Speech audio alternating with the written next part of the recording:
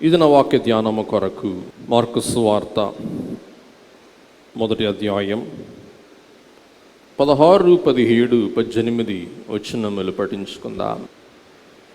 ఆయన గలిలయ సముద్ర తీరమున వెళ్ళుచుండగా సీమోను సహోదరుడగు ఆంద్రేయయు సముద్రములో వలవేయుట చూచెను. వారు జాలరులు. యేసు, నా వెంబడి రండి, నేను మిమ్మును మనుష్యులను పట్టు జాలరులనుగా చేసేదనని వారితో చెప్పెను. వెంటనే వారు తమ వలలు విడిచి ఆయనను వెంబడించిరి. దేవుని బోధకులారా, నూతన అభిషేకం పొందనయ్యున్న దైవ అభిషిక్తులారా, యేసు స్వామి తన శిష్యులైన వారిని తన సేవకు ఆహ్వానిస్తూ పలికిన పలుకేమనగా, నన్ను వెంబడించుడి. మొదటి మాట, నన్ను వెంబడించుడి, ఫాలో మీ. రెండవ మాట, నేను మిమ్మును మనుష్యులను పట్టు జాలరులుగా చేసేదనని వారితో చెప్పాను. నన్ను వెంబడించుడి, follow me, I will make you fishers of men. పిల్లరా, ఈవేళ ఈగలు పట్టటం తేలిక, పురుగులు పట్టటం తేలిక, మృగములు పట్టటం తేలిక, కానీ మనుష్యులను పట్టుట తేలిక కానీ కాదు. ఈవేళ మనుష్యులను పట్టే పని మీద ప్రభుత్వాలు నిమగ్నమై ఉంటూ ఉన్నాయి. మనుష్యులను ఎలాగూ పట్టాలి, మనుష్యుల ఓట్లు ఎలాగూ రాబట్టాలి, ఇది ప్రతి వారి యొక్క ఆలోచన, ప్రతి వారి యొక్క ప్రయత్నం, ప్రతి వారి యొక్క ఉద్దేశం. యేసు ప్రభు అంటూ ఉన్నారు, సముద్ర చేపలు పట్టి ఓ జాలరులైన పేతురు, ఆంద్రేయులారా, మీరు నన్ను వెంబడిస్తే మీరు చేపలని కాదు పట్టేది, మీరు ఎవరిని పడతారు?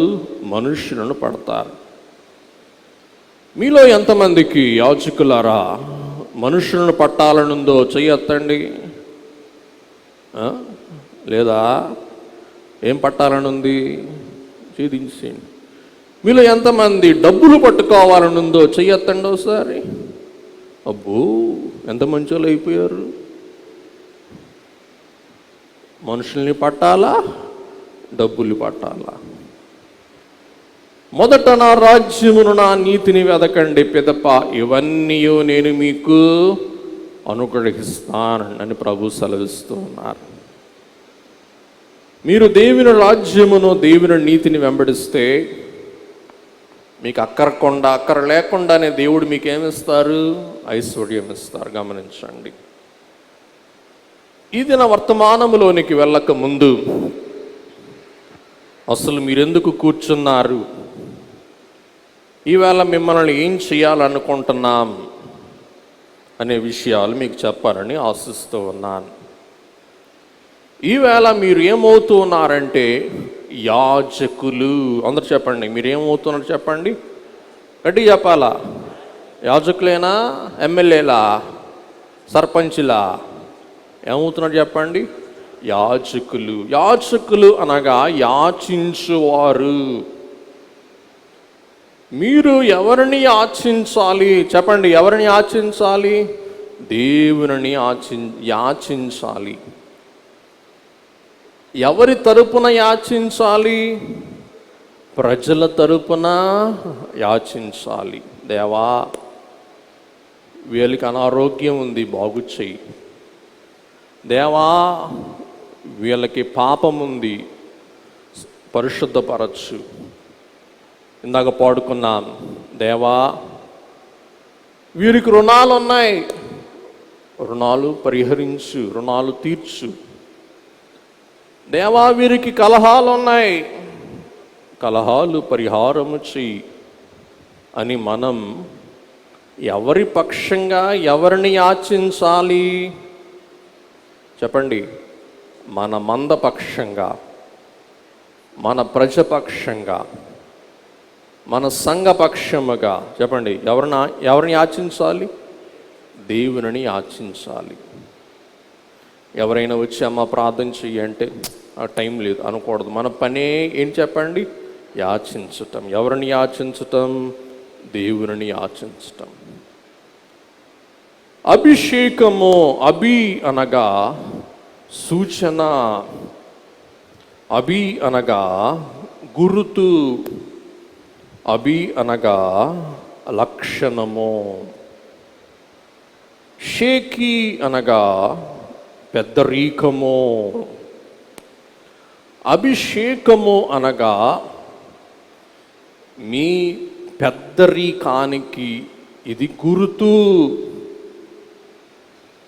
అందుచేత మీకు టేబుల్స్ వేసి, మీకు మంచి వస్త్రాలు వేసి, మీకు మంచి చైర్స్ వేసి, మిమ్మల్ని ఈవేళ ఎట్లా చూస్తున్నాం?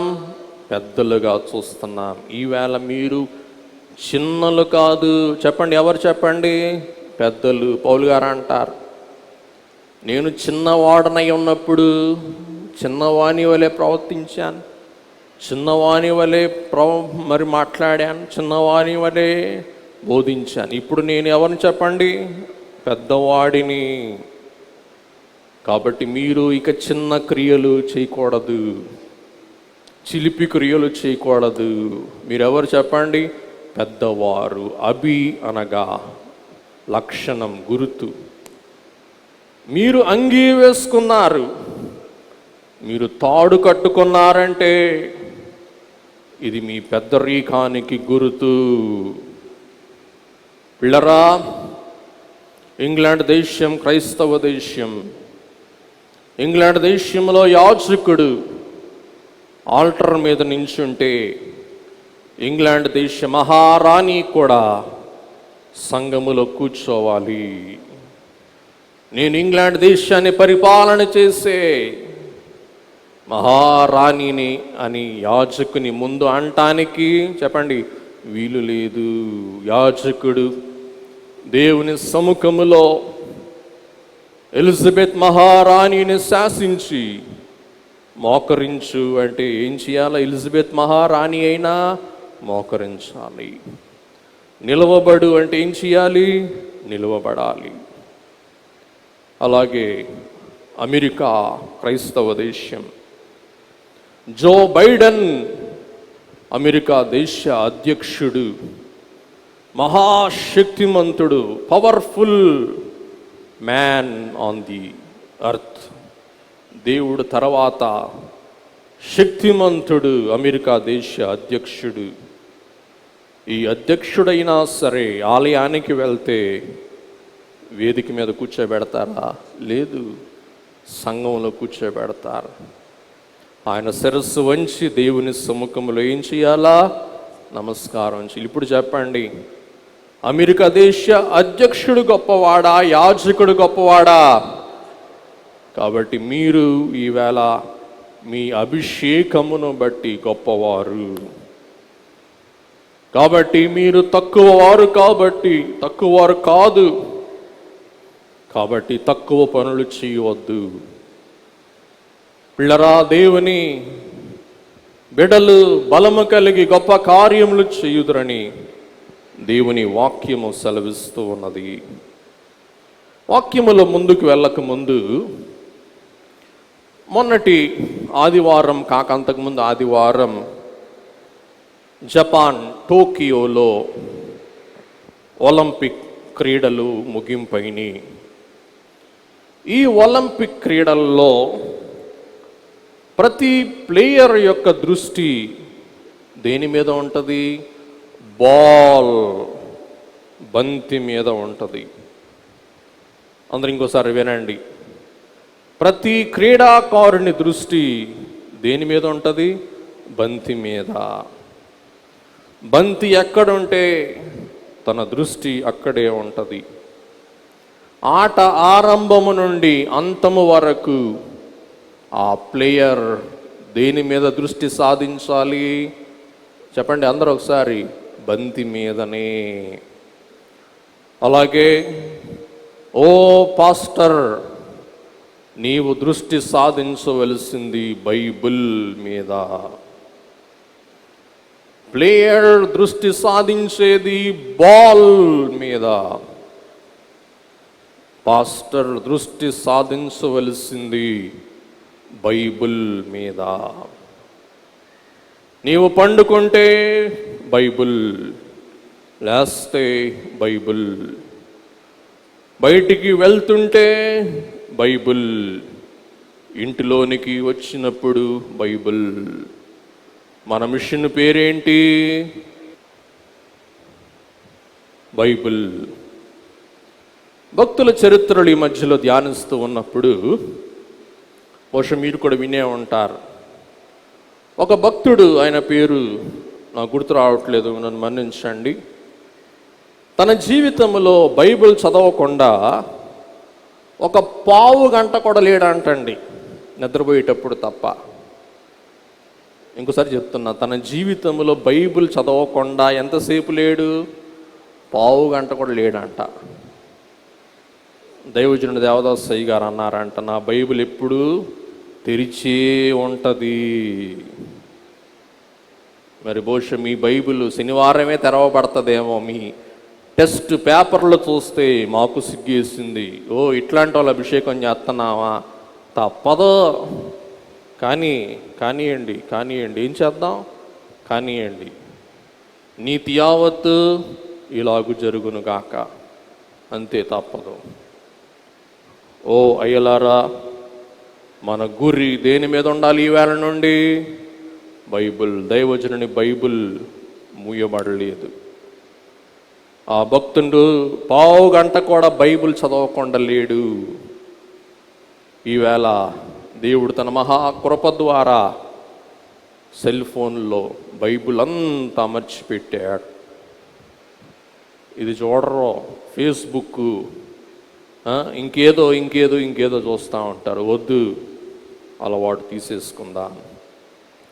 కాబట్టి ఈ ఆటగాడు బంతి తన వైపు వస్తూ ఉన్నప్పుడు బంతిని తను భద్రపరుస్తాడు. చెప్పండి, బంతిని ఏం చేస్తాడు? చెప్పండి, డిఫెండ్ చేస్తాడు. బంతి తన వైపు రాకుండా భద్రపరుస్తాడు. అలాగుననే you have to defend the Bible. అంటే బైబిల్ పక్షముగా నీవు పోరాడవలసి ఉన్నది. ఇంకోసారి చెప్తున్నా, బైబిల్ కొరకు నీవు పోరాడవలసి ఉన్నది. Player is beaten by the ball. ఆటగాడు బంతి ద్వారా కొట్టబడతాడు. బహుశా మీకు క్రికెట్ తెలుసేమో, బ్యాట్ పెట్టి బాల్ కొడితే పిల్లుమని తగులుద్ది. నాకు నొప్పి పడుతుందని బయటికి వెళ్ళిపోతే వాడేమైపోతాడు? చేత కాని వాడైపోతాడు. ప్లేయర్ గిరిలో దిగాడంటే తప్పకుండా బంతి ఎప్పుడో ఒకసారి ఏమవుద్ది? తగులుద్ది. నేను కూడా ఆటలాడినోడిని, నా ఒళ్ళంతా బాల్ తగిలింది, ఒకసారి గుండె మీద తగిలింది, అలాగే పడిపోయా. టెన్నిస్ ఆడేవాళ్ళం, పెర్రల మీద తగిలేది, ఈపు మీద తగిలేది, వదిలేసేవాళ్ళం, మళ్ళీ ఆడుకునేవాళ్ళం. అలాగే బైబిల్ నిన్ను శోధిస్తుంది, నీలో ఉన్న మాలిన్యమును శోధిస్తుంది, నిన్ను దెబ్బ కొట్టొద్ది. బైబిల్ నిన్ను పరిశోధించినప్పుడు నీవు బైబిల్ ద్వారా దెబ్బ తగిలినా కానీ అది నీ మంచి కొరకే అని భావించు. ఈ బైబిల్ నిన్ను కొట్టినప్పుడు అది నీకు ఆశీర్వాదమో అని భావించు. మరి ఒకటి మనం చూసినట్లయితే, క్రికెట్ ఆటగాడు ఏం చేస్తూ ఉంటాడు? తొడకేసి బాల్ని మెరుగు పెడతా ఉంటాడు. అందరు చెప్పాలా? మీరు క్రికెట్ వచ్చా? బాల్ని ఏం చేస్తాడు చెప్పండి? మెరుగు పెడతా ఉంటాడు. అప్పుడప్పుడు మీరు చూస్తూ ఉంటారు, తూ అని ఉమ్మేసి నన్ను తుడుస్తూ ఉంటారు. ఆ బాల్ ఎంత మెరుగు పెట్టబడితే అంత బాగా ఆ ప్లేయర్ చేతిలో, ఆ ప్లేయర్కి అది అనుకువగా చక్కగా అది పనిచేస్తుంది. అలాగే జీవితాన్ని కూడా బైబిల్ ద్వారా మెరుగు పెట్టుకో. చెప్పండి, బైబిల్ ద్వారా మన జీవితాన్ని ఏం చేయాలా? మెరుగు పెట్టుకోవాలి. అందుకే ఒక భక్తుడు అన్నాడు, నీ బైబిల్ చినిగిపోతే నీ జీవితం కలగా ఉంటుంది, నీ బైబిల్ కలగా ఉంటే నీ జీవితం కలగా ఉండదు. ఈ ఆట ఆడేటప్పుడు ఈ బాల్ ఆడే క్రీడాకారుడు ఎవరి సూచనలను బట్టి ఆడాలి? కోచ్. అందరు చెప్పండి, ఎవరు చెప్పండి? కోచ్. కోచ్ చెప్తాడు, నువ్వు బంతి వెనకాల అట్లా వెళ్ళు, బంతిని అట్లా కొట్టు, బంతిని అటువైపు కొట్టు, ఇటువైపు కొట్టు అంటాడు. అలాగే పాస్టర్ బైబిల్ని ప్రయోగించేటప్పుడు ఈ బైబిల్ ప్రయోగము కొరకు మనకు దేవుడు అనుగ్రహించిన కోచ్ పరిశుద్ధాత్మ దేవుడు. ఎవరు చెప్పండి? పరిశుద్ధాత్మ దేవుడు.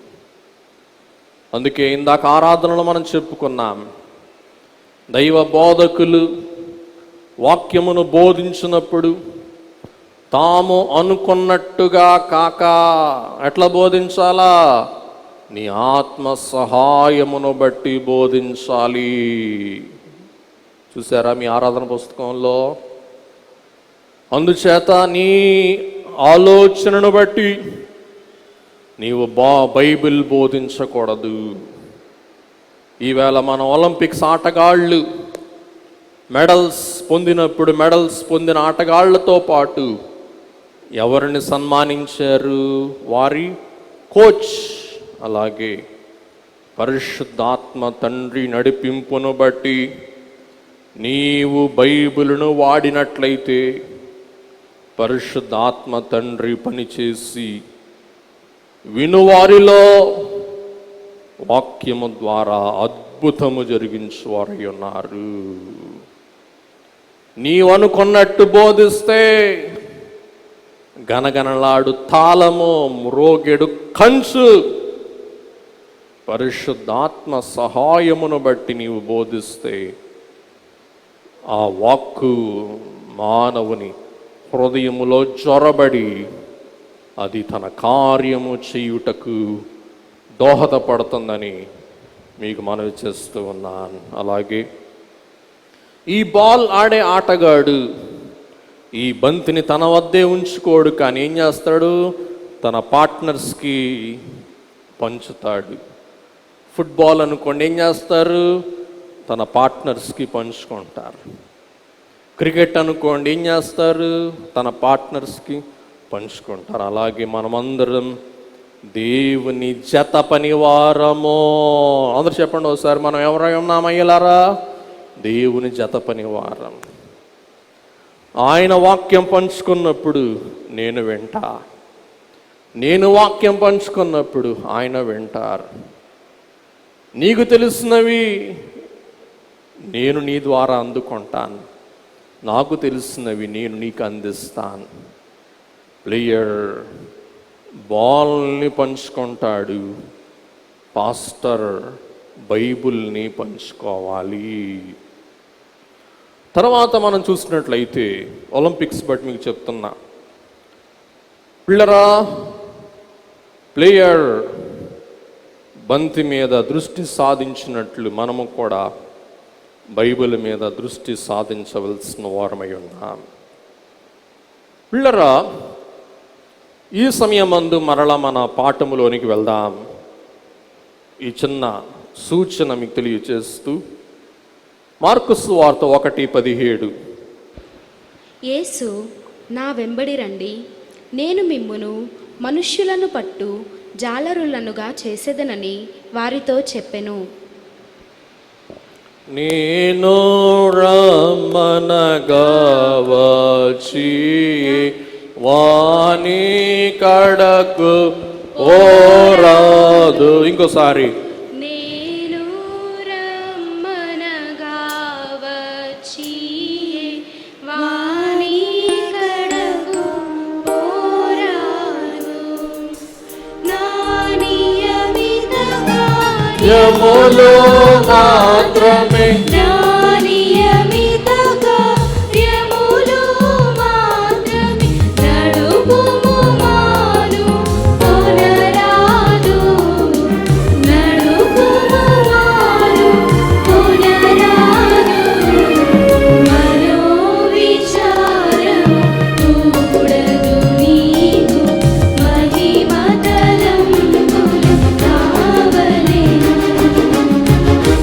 అయ్యులారా, మిమ్మల్ని ప్రశ్న అడుగుతున్నా, నాకు సూటిగా జవాబు చెప్పండి. దేవుడు రమ్మంటే మీరు వచ్చారా? మీ అంతటా మీరు దేవుని వద్దకు వచ్చారా? మీలో ఎంతమందిని దేవుడు పిలిచారు? చెయ్యొద్దండి. నిజమా? ఏమో మరి, ఆలోచించండి. నేను రమ్మనగా వచ్చి ఎవని యొద్దకు పోరాదు. రేపేదో మిషన్ వాళ్ళు వస్తారు, మీకు కారు ఇస్తాం, నెలకి 20,000 జీతం ఇస్తాం, వెళ్తారా? బయలు మిషన్లు ఏముంది, రెక్కాడితే డొక్క ఆడదు. వాళ్ళు మీకు అన్నీ ఇస్తారు, 20,000 రూపాయలు జీతం ఇస్తారు, 10 లక్షల రూపాయలు కారు ఇస్తారు. వద్దా? నిజమా? అయ్యగారు చెప్పాడు, నేను రమ్మనగా వచ్చి ఎవని వద్దకు వెళ్ళొద్దు. పిల్లల దైవజనుడు వర్తమానము ద్వారా ఒక చిన్న మాట చెప్పాడు.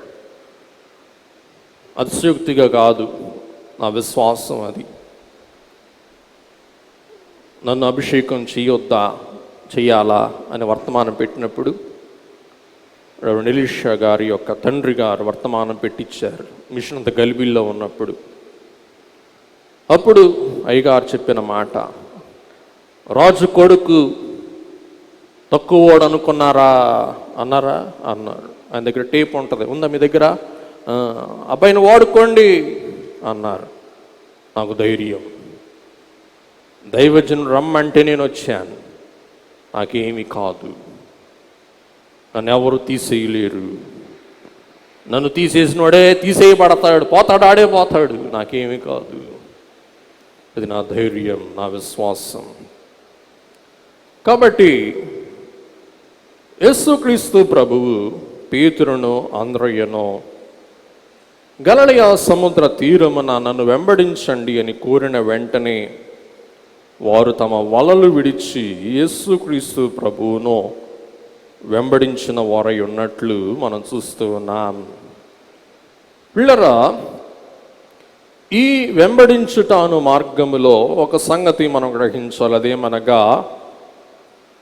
బోధకులైన వారిని శిష్యులైన వారు వెంబడిస్తారు. బోధకులైన వారు అంటే మన భాషలో చెప్పాలంటే రబ్బీ. ఎవరు చెప్పండి? రబ్బీ. రబ్బీ అంటే బోధకుడు. ఎవరు బోధకుడు అంటే, వినండి, క్రొత్త విషయాలు చెప్పువాడు బోధకుడు. పాడిందే పాటరా పాస్పల దాసరా అనేవాడు బోధకుడు కాదు, వాడు మోదకుడు. మోత పుట్టించేవాడు అన్నమాట అండి. అందుకే దైవజనులు మనకు చక్కని పాట రాశాడు. క్రొత్త విషయములు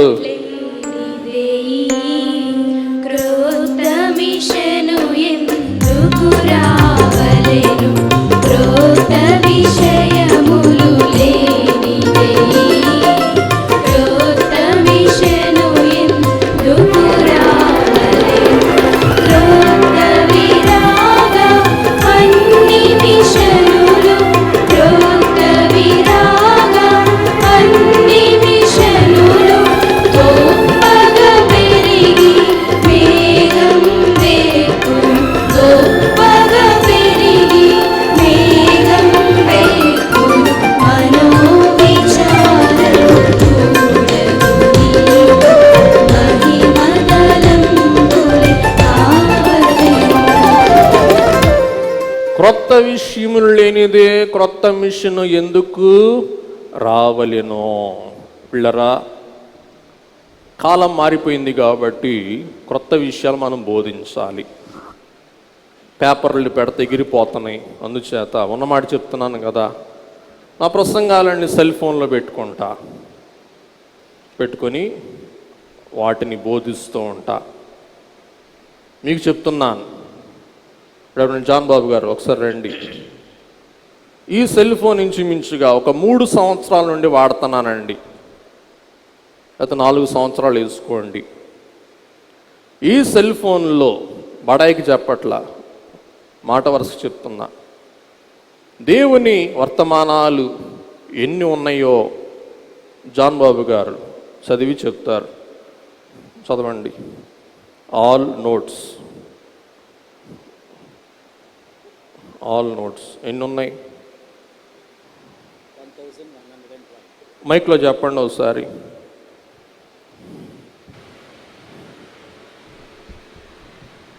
1112 ప్రసంగాలు ఉన్నాయి.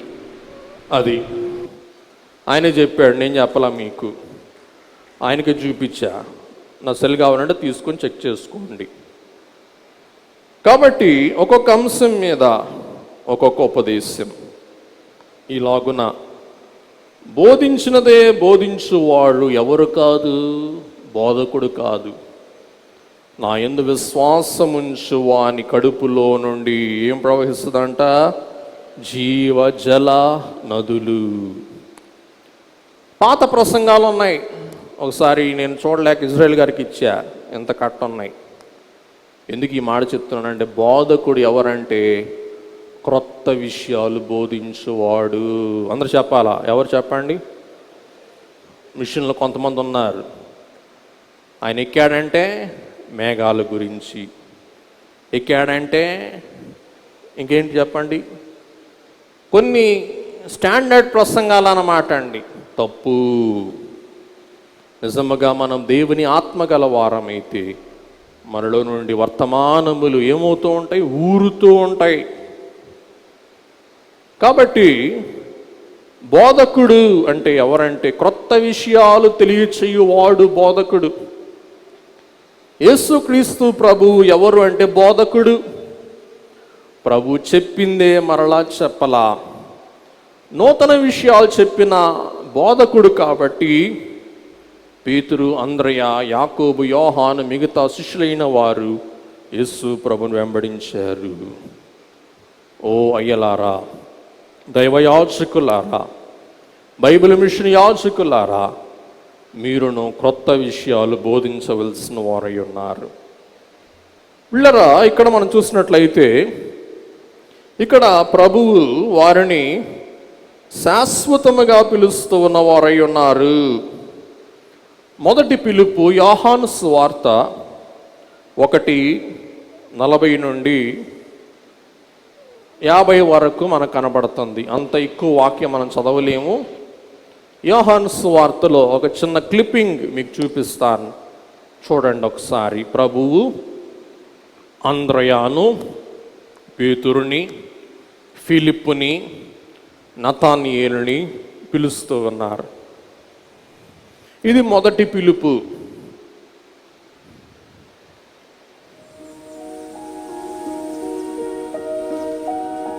తర్వాత రోజు యేసు గలిలయకు వెళ్ళవాలనని నిశ్చయించుకొనెను. ఫిలిప్పుని చూసి, నన్ను వెంబడించుము అని చెప్పెను. అంద్రెయ మరియు పేతురుల వలె ఫిలిప్పు కూడా బేత్సయిదా అనే ఊరికి చెందినవాడు. ఫిలిప్పు నతనయేలును కనుగొని అతనితో, మోషేచే ధర్మశాస్త్రంలో వ్రాయబడిన మరియు ప్రవక్తలచే కూడా వ్రాయబడిన వానిని మేము కనుగొన్నాము. ఆయన యోసేపు కుమారుడైన నజరేయుడగు యేసు అని చెప్పెను.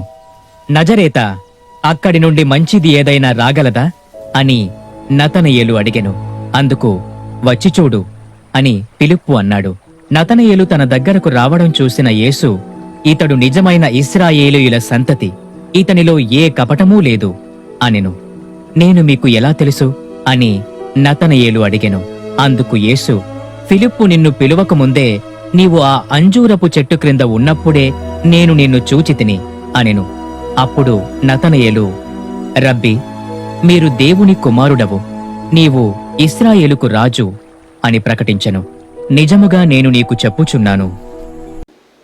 ఇలాగున ఫిలిప్పు నతానీయులని మిగతా శిష్యులైన వారిని ప్రభు మొదటిసారి ఆహ్వానించినప్పుడు వారు ప్రభువును విడిచి వెళ్ళిపోయారంటండి. మొదటిసారి ప్రభువును విడిచి వారు చేపలు పట్టుకోవటానికి తమ వ్యాపారములు బహు లాభదాయకమైనందున ఆ వ్యాపారములలో నిమగ్నమైపోయాడు.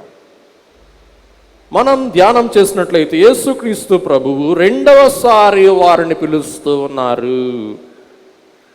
మొదటిసారి వ్యాపారమును బట్టి జారిపోయిన శిష్యులైన వారినే ప్రభు రెండవసారి పిలుస్తూ ఉన్నారు. మత్తయి సువార్త 4వ అధ్యాయం 19-20. ఈ రెండవ పిలుపుకు లోబడిన శిష్యులు ఇక వెనక్కి వెళ్ళలేదు, కానీ ప్రభువు వెంట తమ జీవిత కాలమంతా వెంబడించిన వారై ఉన్నారు.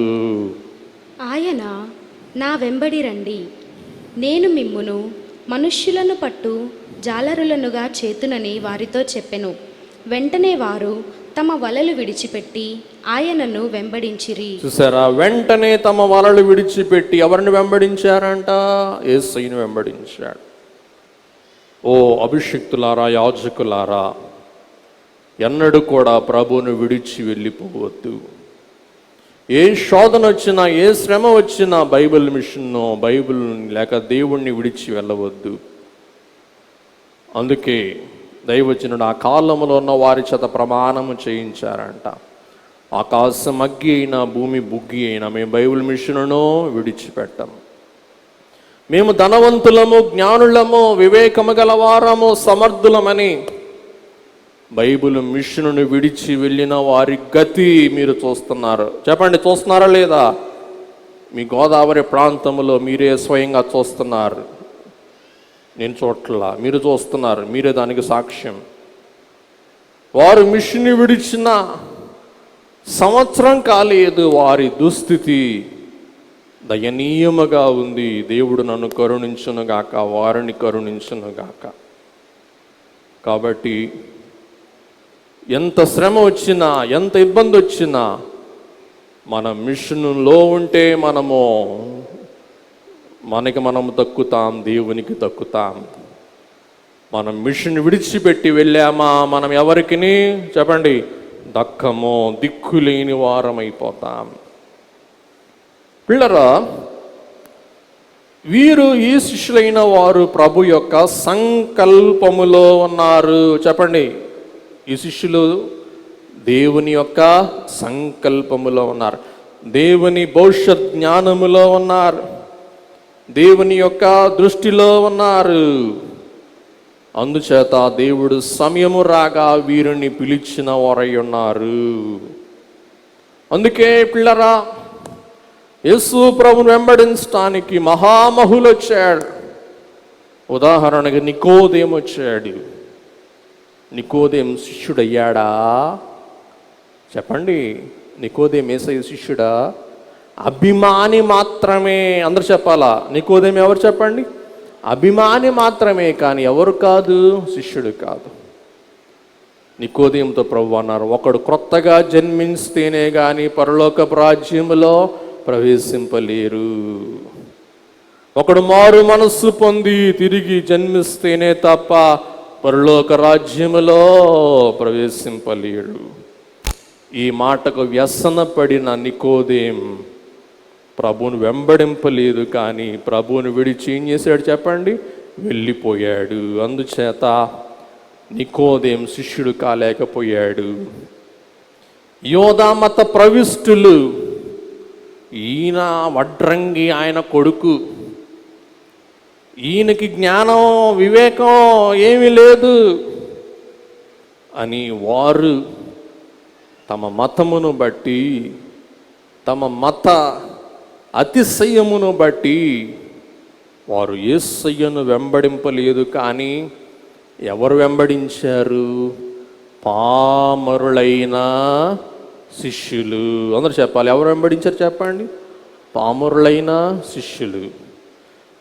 పిల్లరా, ఈ క్రమములో మనం చూస్తే యూదులు సంపాదించలేని ధన్యత దేవుని చిత్తమును బట్టి యూదా మత ప్రవిష్టుడైన సౌలు సంపాదించాడు. చెప్పండి, ఎవరు సంపాదించారు? సౌలు. ఈ ఘనత సంపాదించిన సౌలు అన్య పరిచారకునిగా, అన్య జనులకు పరిచారకునిగా తాను తన జీవితమును ప్రతిష్ఠించుకున్నట్లు మనం చూస్తూ ఉన్నాం. ఒక్కసారి మీరందరూ మీ వాక్య గ్రంథాలు తెరిచి 1 కొరింథీ పత్రిక 1వ అధ్యాయం 26 నుండి 31 వరకు పఠించుకుందాం. సహోదరులారా మిమ్మును పిలిచిన పిలుపును చూడుడి. మీలో లోకరీతిని జ్ఞానులైనను ఘనులైనను గొప్ప వంశము వారైనను అనేకులు పిలువబడలేదు గాని ఏ శరీరియు దేవుని ఎదుట అతిశయింపకుండునట్లు జ్ఞానులను సిగ్గుపరచుటకు లోకములో నుండు వెర్రి వారిని దేవుడు ఏర్పరచుకొని ఉన్నాడు. బలవంతులైన వారిని సిగ్గుపరచుటకు లోకములో బలహీనులైన వారిని దేవుడు ఏర్పరచుకొని ఉన్నాడు. ఎన్నికైన వారిని వ్యర్థము చేయుటకు లోకములో నీచులైన వారిని, తృణీకరింపబడిన వారిని, ఎన్నిక లేని వారిని దేవుడు ఏర్పరచుకొని ఉన్నాడు. అయితే ఆయన మూలముగా మీరు క్రీస్తు యేసునందున్నారు. అతిశయించువాడు ప్రభువునందే అతిశయింపవలెను. అతిశయించువాడు ప్రభువుయందే అతిశయింపవలెనని వ్రాయబడినది నెరవేరునట్లు దేవుని మూలముగా ఆయన మనకు జ్ఞానమును, నీతియు, పరిశుద్ధతయు, విమోచనము నాయను. చూసారా, ఏ శరీరియు దేవుని యొద్ద అతిశయింపకుండునట్లు లోకములో జ్ఞానులను, గనులను, గొప్ప వంశపు వారిని ఆయన ఏం చేయలేదు? చెప్పండి, పిలవలేదు. మరణం సామాన్యులమో. మరణం దేవుడు ఎందుకు పిలిచారంటే దేవునికి అతిశయము కలుగునట్లు. చెప్పండి, ఎవరికి అతిశయం కలుగునట్లు? దేవునికి అతిశయము కలుగునట్లు. అందుచేతనే ఎప్పుడైతే రెండవసారి ఈ గలిలయ జాలరులైన పేతురు, అంద్రయాను, యాకోబు, యోహానులను ప్రభు పిలిచారో వెంటనే వారి వలలు విడిచిపెట్టి ఏం చేశారు? ప్రభువును వెంబడించారు. అయ్యలారు, ఒక మాట చెప్తాను వినండి. గలిలయలో సముద్ర జాలరుల వ్యాపారము బహు లాభదాయకమైన వ్యాపారం అంటండి. చెప్పండి, ఏ వ్యాపారం అంట? బహు లాభదాయకమైన వ్యాపారం. గలిలయ సముద్రములో విస్తారముగా చేపలు పడతాయి. విస్తారమైన చేపలు అమ్ముకుంటే విస్తారమైన సొమ్ము వస్తుంది. కానీ ప్రభు పిలుపునకు లోబడిన ఈ జాలరులు ఏం చేశారు? ప్రభువుని ఆకస్మికంగా, అమాంతంగా తమ వలలు విడిచి వెంబడించాడు. వెంబడించడం ద్వారా దేవుడు వారిని బహుగా ఆశీర్వదించిన వారై ఉన్నారు. మొదట వారు జాలరులు, తర్వాత వారు కాపరులు, తర్వాత వారు కలవరులు. జాలరులు అంటే చేపలు పట్టేవారు, కాపరులు అంటే మంద కాపరులు, కలవరులు అంటే లోకాన్ని కలవరింపచేసిన వారు. అందుచేతనే వారు స్వార్థ ప్రకటిస్తూ ఉన్నప్పుడు లోకం వారిని చూచి ఏమన్నది? లోకమును తలక్రిందులు చేయువారు ఇక్కడకు వచ్చి ఉన్నారు అని సెలవిచ్చుట మనం గుర్తింపగలుగుచు ఉన్నాం. కాబట్టి సామాన్యులలో దేవుడు అసామాన్యమైన శక్తి, బలమును అమర్చిన వారై ఉన్నట్లు మనం చూస్తూ ఉన్నాం. అందుచేత 2వ కొరింథీ పత్రిక 4వ అధ్యాయం 7వ వచనం, అయినను ఆ బలాధిక్యము మా మూలమైనది కాక దేవునిదై ఉండునట్లు మంటి ఘటములలో ఈ ఐశ్వర్యము మాకు కలదు. అయ్యలారా వినండి, మంటి ఘటములలో ఈ ఐశ్వర్యము మాకు కలదు. ఇప్పుడు మిమ్మల్ని అడుగుతూ ఉన్నా, మీరు మంటి ఘటాలా, విలువగల ఘటాలా? చెప్పండి ఒకసారి. చెప్పండి ఒకసారి, మీలో ఎంతమంది విలువైన ఘటాలు ఉన్నాయో చెయ్యొద్దండి. మంటి పాత్రలో విలువైన పదార్థం పెట్టినప్పుడు దేనికి విలువ? ఘటానికి విలువ, అందులో ఉన్న పదార్థానికి విలువ. మీకు అర్థం అవ్వాలా? మీకు అర్థమయ్యేలా చెప్తా. మీలో చాలామంది హోటల్ ముందు చూస్తుంటారు, కొండ బిర్యానీ. ఏ కొండలో పెడతారు? వెండి కొండలోనా, మట్టి కొండలోనా? బాబు ఒకసారి చూపించండి. చూడండి, నోరు ఊరుతుంది మీకు. కాసేపు ఉండండి. ఏం బిర్యానీ అది? కొండ బిర్యానీ. ఏం కొండ? మట్టి కొండ. ఆ మట్టి కొండ కాకుండా వెండి కొండలో పెడితే తింటామా మనం? ఆ కొండను చూడటమే సరిపోద్ది, అందులో ఉన్న పలావ్ తినం మనం. అందుకే మీరు గమనించాల్సింది ఘటము, పదార్థము. అలాగే బొంగులో చికెన్ అంట. చికెన్ దేంట్లో పెడతారు చెప్పండి? బొంగులో పెడతారంట. అదిగో బొంగులో చికెన్. చికెన్ బొంగులో పెట్టకుండా బంగారు పైపులో పెట్టారనుకోండి, చికెన్ రుచించుద్దా? రుచించదు. ఆకులో చేప పెడితే అదిగో నోరు ఊరుతుందండి. కేరళ వెళ్తే ఆకుతో మడిసి చేపని ఈపుతారు, భలే టేస్ట్గా ఉంటుంది. కానీ వెండి పాత్రలో తయారు చేస్తే దానికి టేస్ట్ ఉంటుందా? ఉండదు. కాబట్టి అయ్యలారా, ఎందుకు చెప్తున్నానంటే, ఈ ఘటానికి విలువ ఉంటే ఈ ఘటములో ఉన్న వాక్యానికి విలువ ఉండదు. ఈ ఘటానికి విలువ లేకపోతే ఈ ఘటములో ఉన్న వాక్యమునకు విలువ ఉంటుంది. ఈవేళ మీరు ఎంతమంది డబ్బులు ఇచ్చి యాజక అభిషేకం పొందుతున్నారో చెయ్యొద్దండి ఒకసారి. చూసారా? అందుకే యాజకత్వానికి ఇవాళ ఏం లేకుండా పోయింది కాదు, మిమ్మల్ని గొప్ప చేసే యాజకత్వం ఇది. గమనించండి. కాబట్టి బహిరంగ పురుషుడు, అందుకే చెప్పాను నిన్న మా పాస్టర్లకి, పిల్లి ఉంగరం ఒక్కటి పెట్టుకోండి, బ్రేస్లెట్లు, చేతికి 4 ఉంగరాలు పెట్టారా రాకా అంటే అది మిషన్కి చెందుద్ది. ఇక్కడ వేలం వేస్తాం, అమ్మేస్తాం, మిషన్కి జమ చేస్తాం.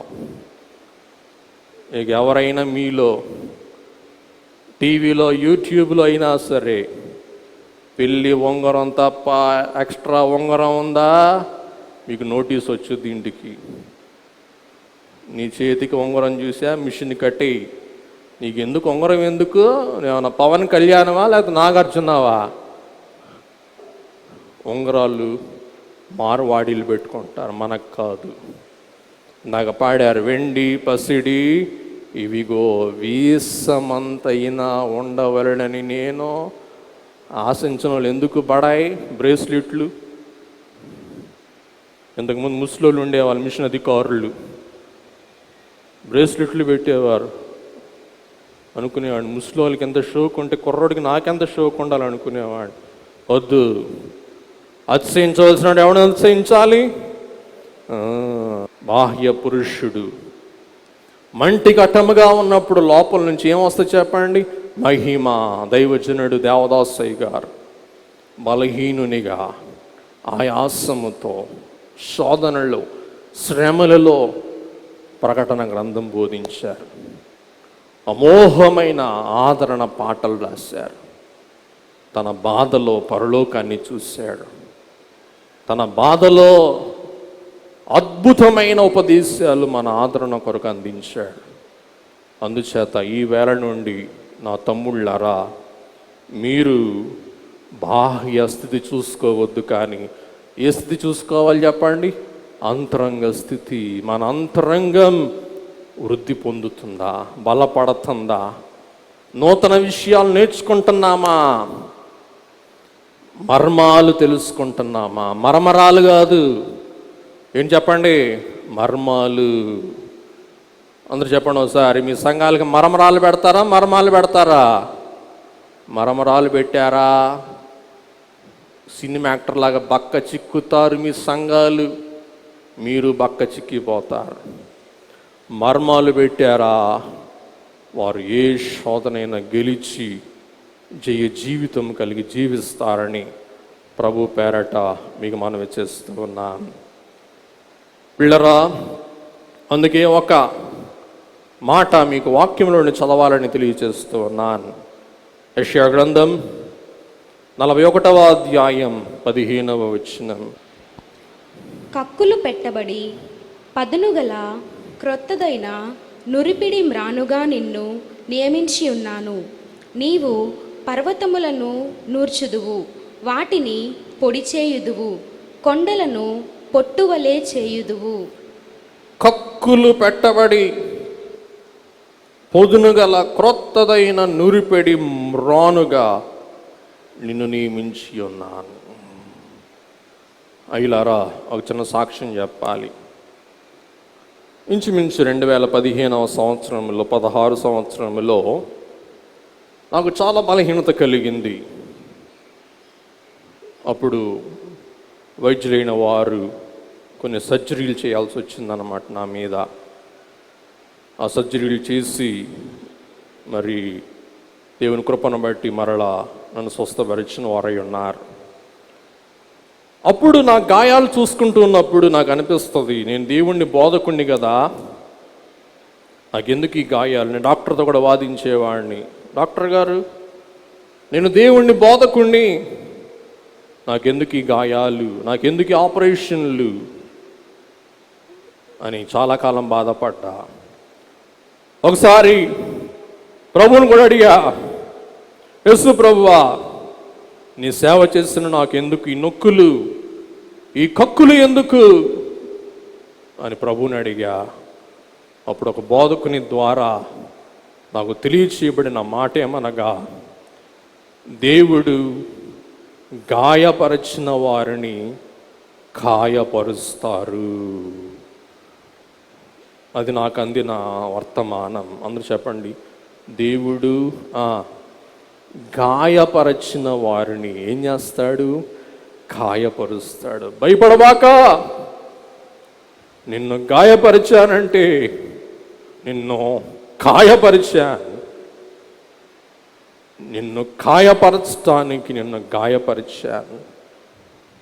కాబట్టి పిల్లరా, యోహాను 15లో మనం చూస్తున్నాం, మంచి వ్యవసాయకుడు ఉండకూడని కొమ్మలను పెరికివేసి ఆ మొక్క ఫలించాలని, బహుగా ఫలించాలని ఆశించు రీతిగా నా ప్రియ దైవాభిషిక్తులారా, దేవుడు మిమ్మల్ని గాయపరిచినప్పుడు గాయం అనుకోవద్దు. అది ఏమనుకోండి?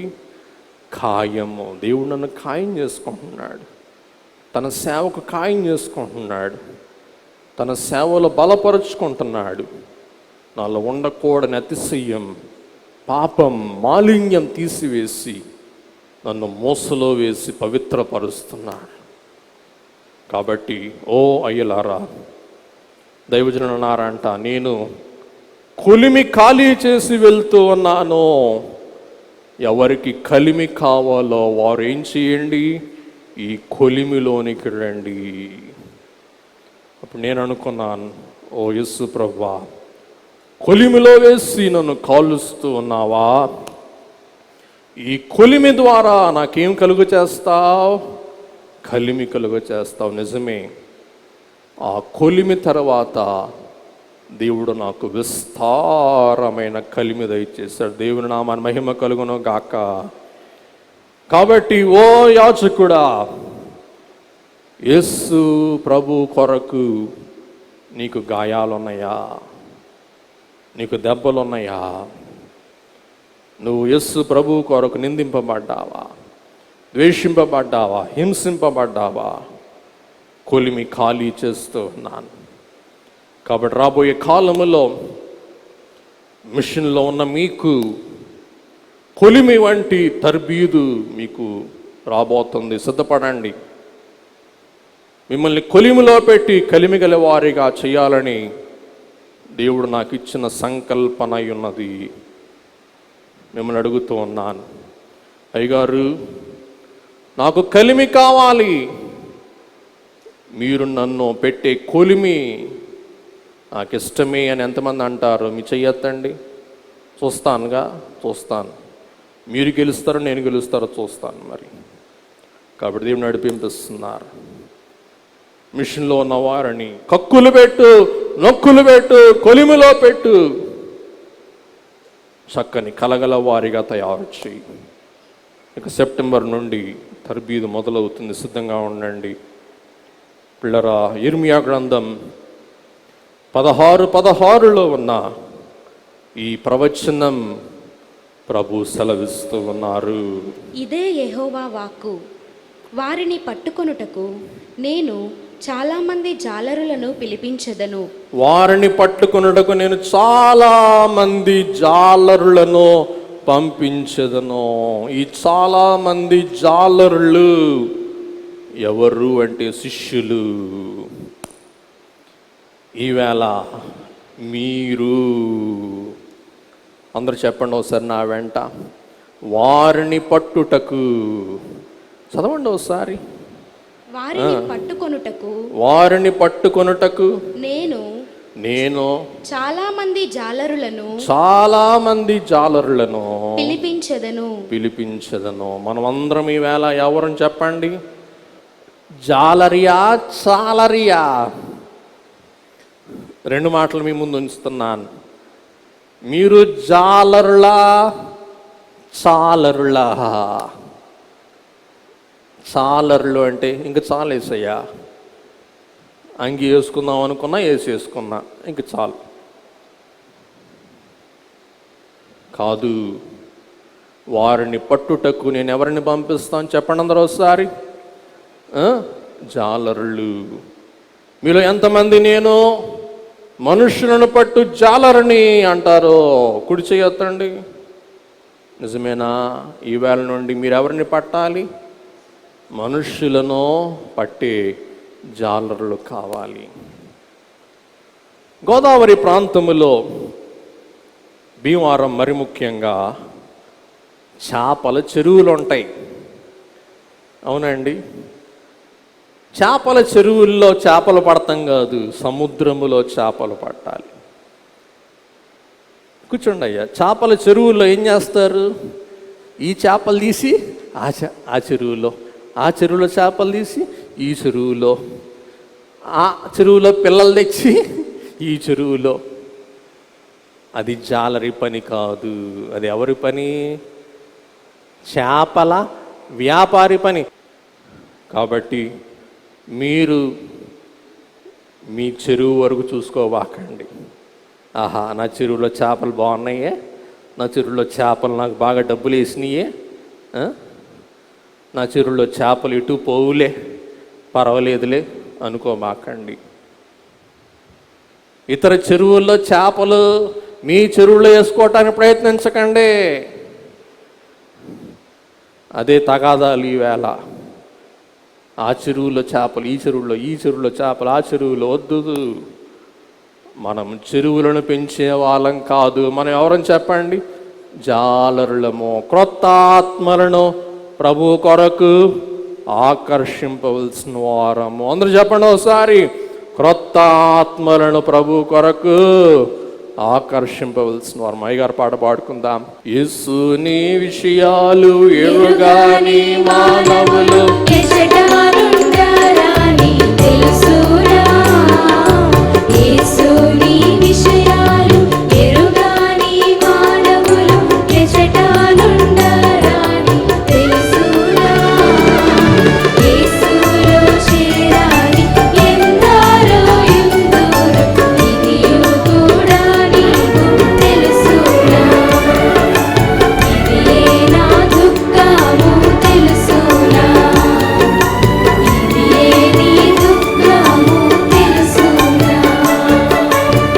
కాబట్టి అయ్యగారి ఆక్రందన, దేవుని ఆవేదన,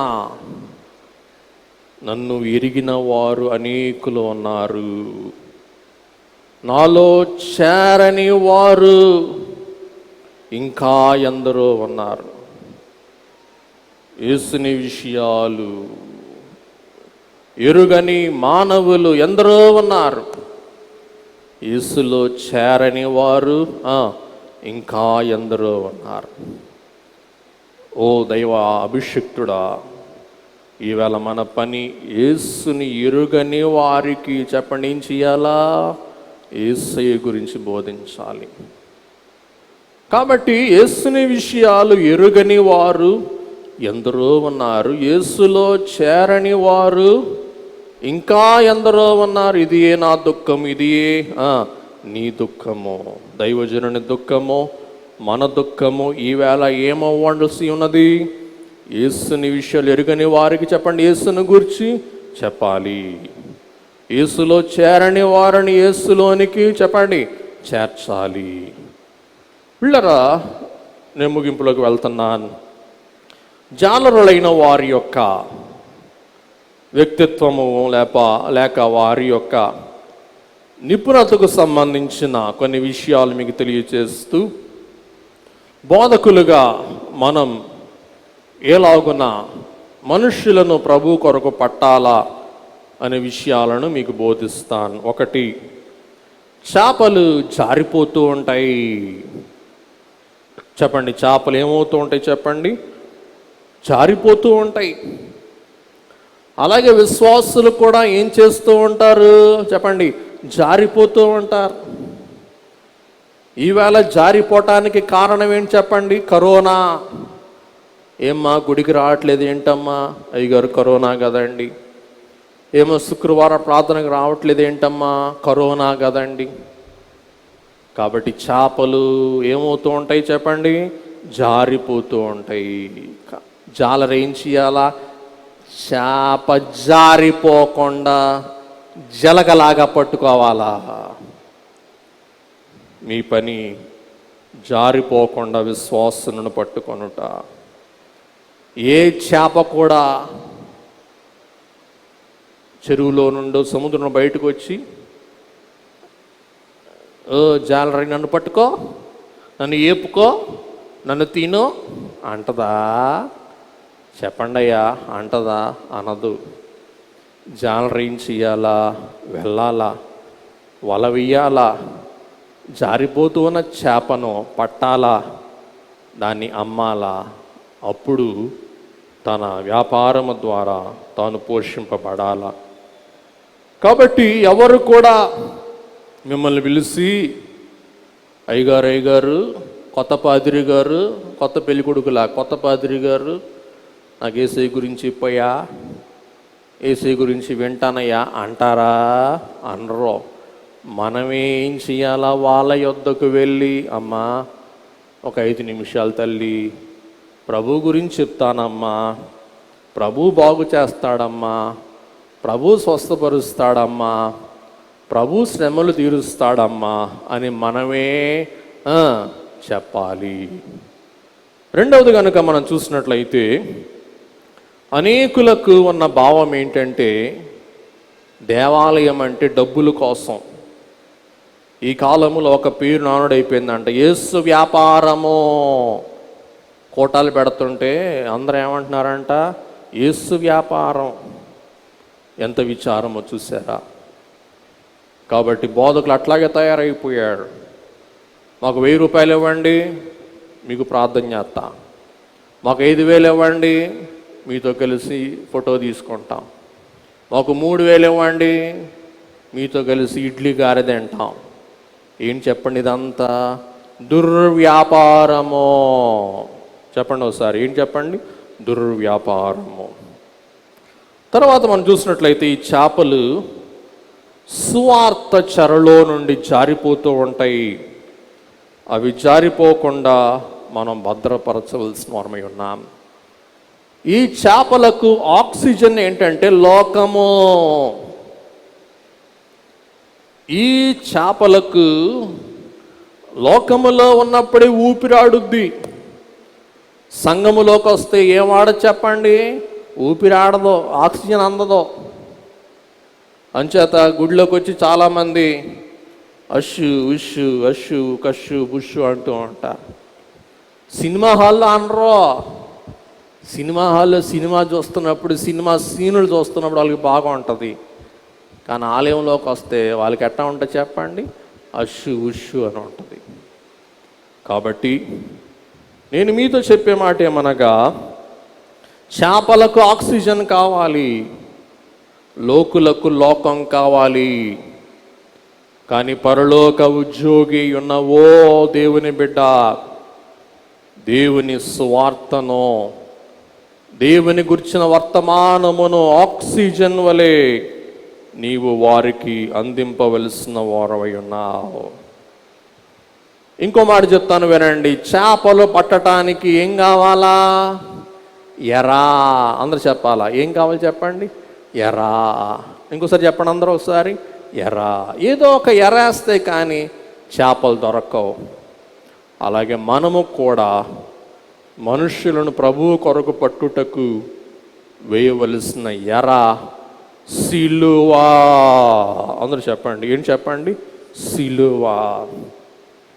సిలువ శక్తి ద్వారా తప్ప మరి ఎవరిని మనం ప్రభు యొద్దకు ఆకర్షింపలేం. ఎవరినైనా ప్రభు యొద్దకు ఆకర్షించాలి అంటే మనం వాడవలసిన ఎర ఏం చెప్పండి? సిలువా. ఇవాళ రెండు విషయాలు మీకు చెప్తాను.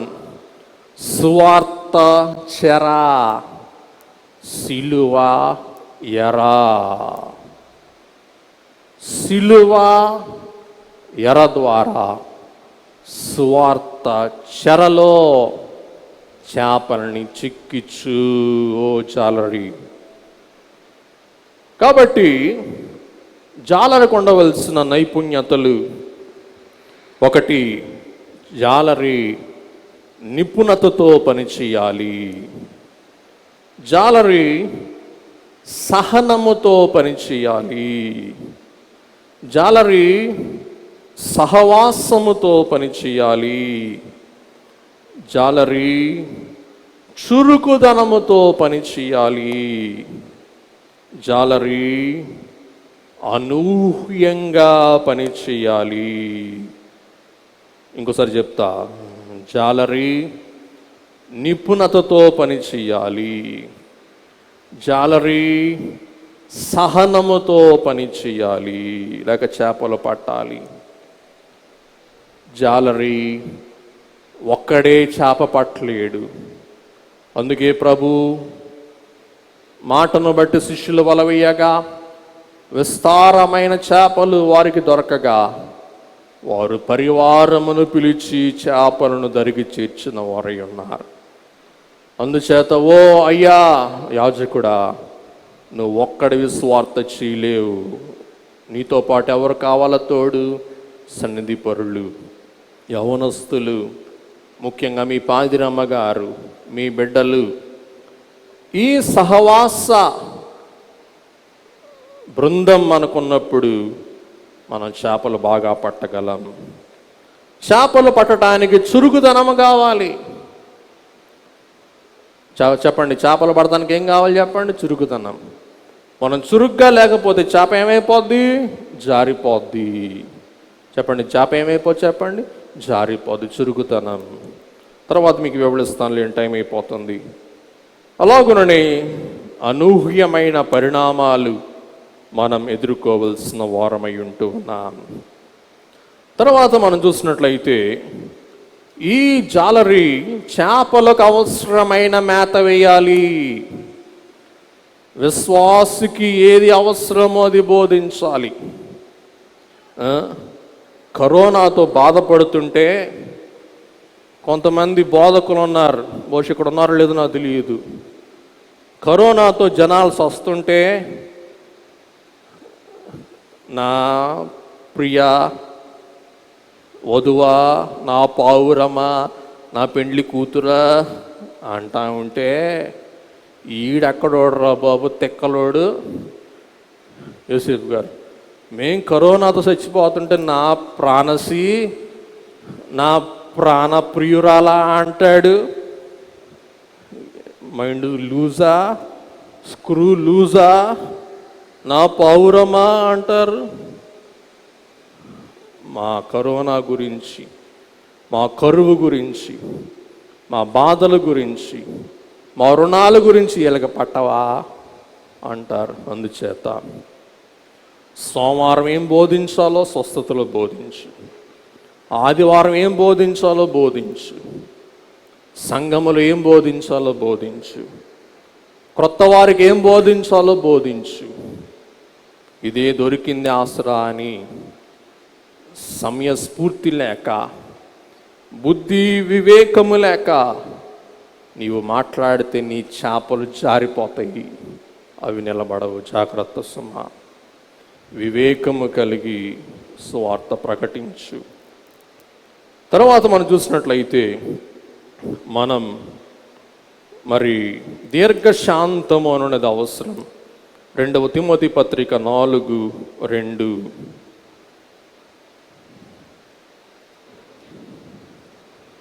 వాక్యమును ప్రకటించుము, సమయమందును అసమయమందును ప్రయాసపడుము, సంపూర్ణమైన దీర్ఘశాంతముతో ఉపదేశించుచు, ఖండించుము, గద్దించుము, బుద్ధి చెప్పుము. చూసారా? సమయమందు అసమయమందు ప్రయాసపడుము, దీర్ఘశాంతముతో ఉపదేశించుచు, గద్దించుచు, బుద్ధి చెప్పుము. కాబట్టి చాలా ప్రయాస. ఒక విశ్వాసిని పట్టాలంటే చాలా ప్రయాస మనకు అవసరం అన్న సంగతి మీరు మర్చిపోవద్దు. తర్వాత మనం చూసినట్లయితే చేప పట్టాలి అంటే చేపలు పట్టేవాడు దాక్కోవాలి. చెప్పండి, చేపలు పట్టేవాడు ఏం చేయాలి చెప్పండి ఒకసారి? కనపడకూడదు. ఏం చేయాలా? దాక్కోవాలా. కనపడకూడదు, దాక్కోవాలా. ఏం కనపడాలా? ఎర్ర మాత్రమే కనపడాలా. అలాగూ నీవు స్వార్థ ప్రకటించే సమయమందు, ఇందాక మీకు చెప్పాను, నువ్వు కనపడ్డావా? నీ షోకు కనపడిందా? నీ చొక్కా, నీ టయ్యి, నీ బూటు, నీ కోటు కనపడిందా? చేపలు జారిపోతాయి, ఉండవు. కానీ ఏం కనపడాలి? సిలువ. అందరూ చెప్పండి ఒకసారి, సిలువ. అందుచేతనే పౌలు గారు అంటారు, మేము సిలువ వేయబడిన యేసును మాత్రమే ప్రకటించుచున్నాం. యోహాన్ 12:32. నేను భూమి మీద నుండి పైకెత్తబడిన ఎడల అందరినీ నా యుద్ధకు ఆకర్షించుకొందునని చెప్పెను. కాబట్టి యేసుక్రీస్తు ప్రభు శిష్యులైన వారికి ఆర్డినేషన్, గ్రాడ్యుయేషన్ ఎప్పుడంటే పెంతెకోస్తు పండుగ. అందుకే రాస్తారు, పరిశుద్ధాత్మ లేనిది సువార్తకు పోరాదు. పిరికి వారైన శిష్యులు మేడగదిలో ప్రభు మాటను బట్టి కూడుకొన్నారు. పెంతెకోస్తు దినమందు దేవుని ఆత్మ వారి కుమ్మరింపబడింది. వారు బలముగా సువార్త ప్రకటించిన వారై ఉన్నారు. కాబట్టి ఇలాగున అనేక విషయాలు ఉన్నాయి. సమయమైంది, ముగిస్తూ ఉన్నాను. ఈవేళ నేను మీకు 3 అంశాలు చెప్పి ముగిస్తాను. ఒకటి హోలీనెస్, రెండవది హోల్ ఇనెస్, మూడవది హ్యాపీనెస్. హోలీనెస్ పరిశుద్ధత, హోలీనెస్ అంటే ఆరోగ్యము, హెల్త్. మూడవది హ్యాపీనెస్. ఈ 3 గుర్తుపెట్టుకోండి. 3 హెచ్లు, HOLINES, పరిశుద్ధత. పరిశుద్ధత లేకుండా ఎవడు దేవునిని చూడలేడు. పరిశుద్ధత లేకుండా మనం ప్రార్థన చేయలేం. పరిశుద్ధత లేకుండా మనం ప్రభువును చూడలేం. పరిశుద్ధత లేకుండా ప్రభు వాక్యమును బోధించలేం. అయ్యలారా, మన పరిశుద్ధత మనం కోల్పోయిన నాడు మన సేవను మనం కోల్పోయినట్టే. రెండవది హోల్నెస్, అంటే హెల్త్. అందరూ చెప్పండి, ఏం చెప్పండి? హెల్త్. హోలీనెస్, హెల్త్, ఆరోగ్యం. ఆరోగ్యం కాపాడుకోండి. మనం సూపర్ హ్యూమన్ కాదు, మనం మనుషులమే. అందుచేత వేళకి తినండి, వేళకి పండుకోండి, ఆరోగ్యం కాపాడుకోండి. పెట్టారు కదా అని మెక్కొద్దు. ఏది మీకు వంట పట్టుద్దో, ఎంత వంట పట్టుద్దో అంత తినండి, ఆరోగ్యాలు కాపాడుకోండి. ఆరోగ్యాలు కాపాడుకోకపోతే మిమ్మల్ని ఎవరు చూడరో, మిమ్మల్ని చీపిరిలాగా మూలలో పెట్టి వదిలేస్తారు. ఆ స్థితి తెచ్చుకోబాకండి దయచేసి. Holiness, healthiness, happiness. సంతోషంగా ఉండండి. మీరు చేసే సేవ సంతోషంగా చేయండి. మీరు చేసే పని యందు సంతోషించండి. నిన్న ఒక పెళ్లి చేశా, సంతోషంగా చేశా. ఈవేళ వాక్యం చెప్తున్నా, ఇది నా సంతోషంగా భావించుకుంటా. ఎవరికైనా ప్రార్థన చేస్తున్నారు, నా కర్మ, ఏం ప్రార్థన చేస్తున్నా అనుకోకూడదు. ఎందుకు టైం లేదు, పాడలేదు అనకూడదు. సుధాకరయ్య గారు ఎంత ప్రేమ ఉంటే నా కోసం వచ్చింది అని కూర్చోబెట్టి టీ ఇచ్చి, మీరు కోపం తగ్గించుకోవాలా, చక్కగా కూల్ డ్రింక్ ఇచ్చి, అమ్మా బాగున్నావా, ఏం సినిమా చూసావు, ఏం వండావు, నాకేం వండి పెడతావు, ఎప్పుడన్నా మాట్లాడారా అట్లా? మీరు మాట్లాడారా అట్లా? మాట్లాడండి, ఎంత బాగుంటుందో. అమ్మా మీ ఆయన బాగా చూసుకుంటాడా నిన్ను? మీ పిల్లలు బాగా చూసుకుంటారా? నువ్వు మంచిదానివి, నువ్వు వాక్యంలో బలంగా ఉంటావు, నువ్వు సంఘానికి స్తంభం లాంటి దానివి అన్నారనుకోండి, ఆహా అయ్యగారు నన్ను ఎంత మెచ్చుకున్నారు, ఎంత మంచోడు అయ్యగారు అంటారు.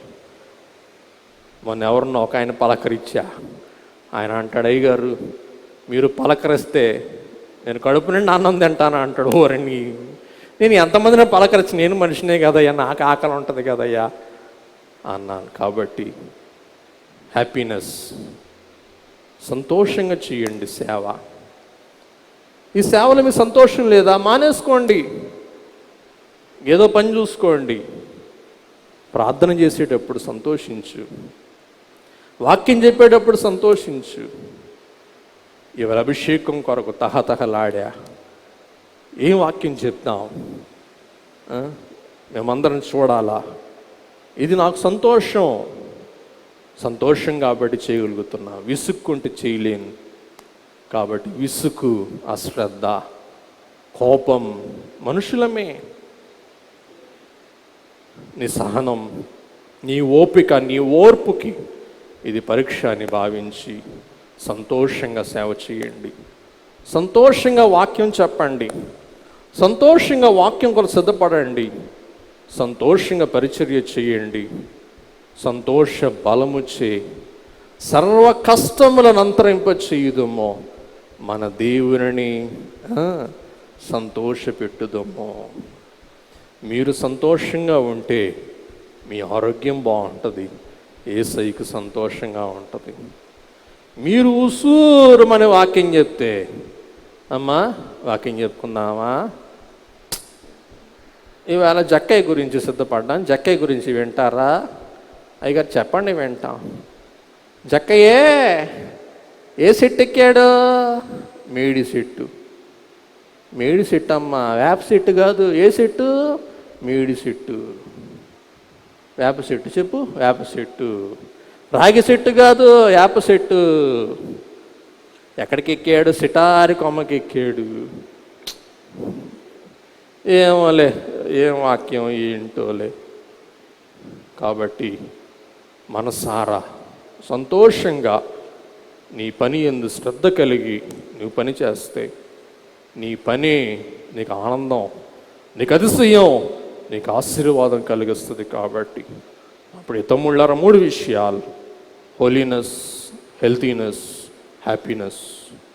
మీ సేవలు ఈ 3 కలిగి మనుష్యులను పట్టు జాలరులుగా మీరు దివారాత్రులు నిపుణతతో, దీర్ఘశాంతముతో, ఓర్పుతో, సహనముతో, సహవాసముతో మీరు మనుష్యులను పట్టండి. రేపు ప్రభు వచ్చినప్పుడు బలా నమ్మకమైన మంచి దాసుడా అని ప్రభు మిమ్మల్ని మెచ్చుకుంటారు. మేము మెచ్చుకోలేము. మీ సేవ ప్రభు చూస్తున్నాడని భావించి చేయండి. ప్రభు మీకు ప్రతిఫలం అనుగ్రహిస్తారు. అట్టి గొప్ప కాపరి, ప్రధాన కాపరి అయిన యేసు ప్రభు మనలను చిన్న కాపరులుగా, మందకు మంచి కాపరులుగా, గొప్ప జాలరులుగా తీర్చిదిద్ది తన మేఘమునకు, తన రాకకు, తన రాజ్యమునకు మనలందరినీ సిద్ధపరచుకునను గాక. ఆమేన్. దయగల ప్రభువా, కృపగల తండ్రి, అభిషిక్తులకు ఎన్ని మాటలు చెప్పినా, ఎన్ని విషయాలు చెప్పినా తక్కువే స్వామి. దేవా, నీ ఒక్క మాట నన్ను వెంబడించండి. దేవా, మాటలో నుండి వెంబడించారయ్యా, బోధలో వెంబడించారయ్యా, శ్రమలో వెంబడించారయ్యా. అలాగుననే నీ మార్గదర్శ జీవితంలో శిష్యులు వెంబడించారయ్యా. మీరు వారిని గొప్పవారిగా చేశారయ్యా. నూతన యెరూషలేము గుమ్మముల మీద వారి పేరులు రాశారయ్యా. పరలోక సింహాసన అధిష్ఠింపచేయు భాగ్యం వారిని ప్రసాదించారయ్యా. దేవా, మీ ప్రయాసకు పరలోకములో 100 ఫలం ఉందని వారికి వాగ్దానం చేశారయ్యా. అలాగున యేసు స్వామి, మా గొప్ప జాలరి, మనుషులను పట్టిన ఓ గొప్ప జాలరి, మాకు కూడా జాలరి లక్షణాలు దయచేసి ఈ బైబిల్ మిషన్ను వాళ్ళలో విస్తారమైన జనములను మేము సమకూర్చడం ద్వారా గొప్ప వ్యాపారి అయిన మీరు, ఓ జాలరి, నీ చేపలు ఎన్ని పడ్డాయో వలలో అన్నప్పుడు, ప్రభువా ఇదిగో ఇన్ని చేపలు నా వలలో చిక్కినాయని మీకు చెప్పినప్పుడు, నమ్మకమైన మంచి దాసుడా, నీవు కొంచెంలో నమ్మకముగా ఉంటివి, నేను అనేక పట్టణ అధిపతిగా ఉంచుతానని మీ మన్నన మేము అందరం పొందగలుగు ధన్యత ఈ దినమందు మాకు దయచేయమని, ఇంకను జరుగు అభిషేకం నా మహిమార్థమై జరిగించి మహిమ, ఘనత, కీర్తి పొందుమని యేసయ్య పరిశుద్ధ నామమున వినయముతో వేడుకొని ప్రార్థిస్తూ ఉన్న మా పరమ తండ్రి. ఆమేన్. మిషన్ పెద్దలకు, గవర్నింగ్ బాడీ సభ్యులకు, అన్ని కమిటీల వారికి ఈ దినం మేము ఆశీర్వదించుటకు ఆటంకాలైన విచ్చేసిన రెవరెండ్లకు, యాజకులకు, సేవకులకు, సేవకురాండ్రకు, అమ్మగారులకు, మీ సంఘములకు, నా తరపున, కుటుంబం తరపున, సంఘాల తరపున, మరి ముఖ్యంగా కాకాని సుస్సాల తరపున, అధికార వర్గం అంతటి తరపున నూతన అభిషిక్తులైన మీకును ప్రత్యేక శుభములు, అభినందనలు, వందనములు. మరణాత మరణాత. దేవుడు మిమ్మల్ని దీవించి తన పనిలో ఘనముగా, దీటుగా, బలముగా, ప్రభావితముగా వాడుకొనును గాక. ఆమేన్.